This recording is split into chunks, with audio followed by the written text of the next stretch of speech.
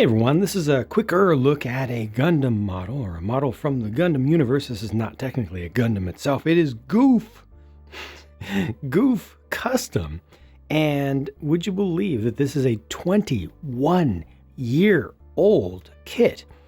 I'll tell you, I could not believe that as I was building it, because I actually decided to build this as a snip and snap model. In other words, just cutting off the pieces and putting them together, doing almost I had to do it a few times, but almost no filing and sanding of nubs and things, and just putting the thing together because I like the look of it, and I personally tend to be biased against Zaku's and Zaku type mobile suits in general, One Eyes in general, to be honest, but I wanted to have some more representation in my collection, and this one kind of worked for me, had an interesting color scheme, kind of looked cool to me in spite of my biases, but it didn't look cool enough that I wanted to spend a whole lot of time on it. And since I have a backlog now, as a true Gundam fan, I wanted to actually get through something in a reasonable amount of time. So I built this in a total of just 2 days with live sessions over on Twitch. So you will see nub marks and everything.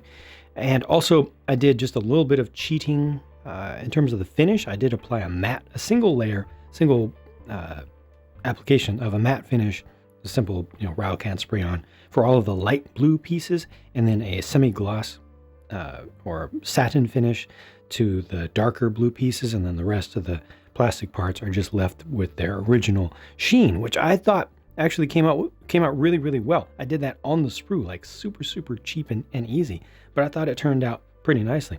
I'm going to open this thing up a little bit and show you what it looks like more completely. Again, 21-year-old set. This came out in the year 2001, and it has screws in it. It has metal screws in some of the major joints, but it actually felt pretty good to me. The level of detail is not terrible. It does use stickers and does not come with any water slide decals. I did the tiniest bit of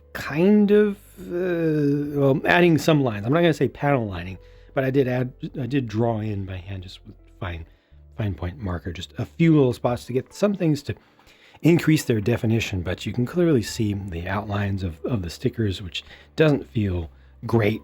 And also the stickers for the pauldrons are having a little bit of trouble angling around there. I did slice through just a little bit to give them a little bit more room to work, but it didn't turn out that great. The pauldrons themselves, I think I'm most happy with the articulation that's available there, because look, this can actually move in and out to give it to try to give it some room to pose up in different ways. This sword here is able to fit into the shield, and the shield has a Gatling gun on it as well. There's a whole bunch of stuff going on over here if you're not familiar with this. It's from 08 MS team, this particular version. I was mistaken. I thought it was from the old school, but it's not. This is specifically from 08 MS team.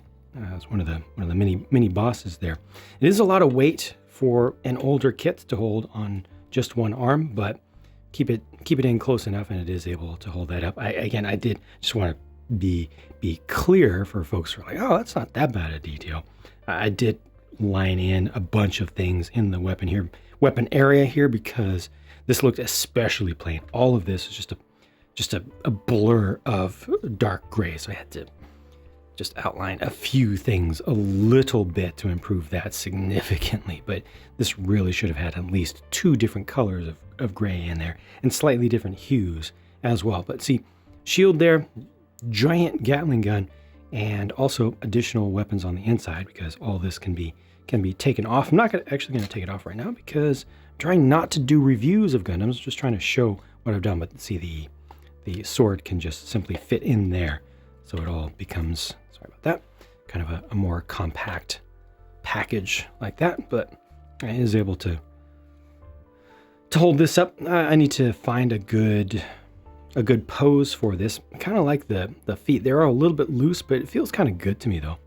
And just the articulation that's available in there. Pretty standard, well, not standard fare by today's standards. Today's standards, the knee pad would have definitely moved with it. There is a Gouf 2.0, which is supposed to have way more articulation than this. I don't see how it can not, but I haven't had that one in my hands just yet. But I'm not mad at this. I'm not mad at this at all. I feel like the sculpting is pretty good. The build process was not terrible at all. It was actually pretty enjoyable, especially for something of this age. And if I can get this to pop up, there we go.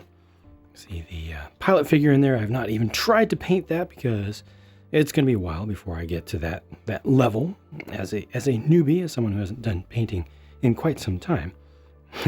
going back to basics, going back to the beginning. But they also have a standing version of the pilot figure and a 1/20th scale version that can be painted up very nicely. Just two parts. You put those together. Try to do something about the seams. It's actually soft plastic. I don't know what type of plastic that is. It's very soft. It's odd. It's awkward. So it's like a old action figure kind of material. But this is the standing, to scale 1/100th version of it. And while we're talking about other stuff, I also got the grappling hook setup, which can be placed into this little receptacle here. You take out a little plug, put this in, and this is a wire, so it can be bent. And the idea is that it can be, posed in motion. I typically don't pose up things like that myself. I try to keep things a little bit more compact. And as usual, there are different types of hands, so you can swap things around. And also, it did come with a dry transfer sheet. This is a relatively recent print, in spite of the fact that it's such an old set. Bandai is awesome. They keep reprinting old stuff. So this was only manufactured within the past year, I'm sure. Possibly even the last 6 months or so. It's relatively recent. So that's why everything is crisp and nice, except for the work that I did. Again, being really quick and intentionally trying to just get this thing done quickly. So you see some nub marks, which is uncharacteristic for me, but I had to allow myself to do it. And I'm glad that I did, because look, I got it done. And I can make some other stuff and put more time into other things that I'm personally a little bit more interested in. But it's turned out way better than I thought it would. I'm happy with it. Thanks for watching. Catch you soon.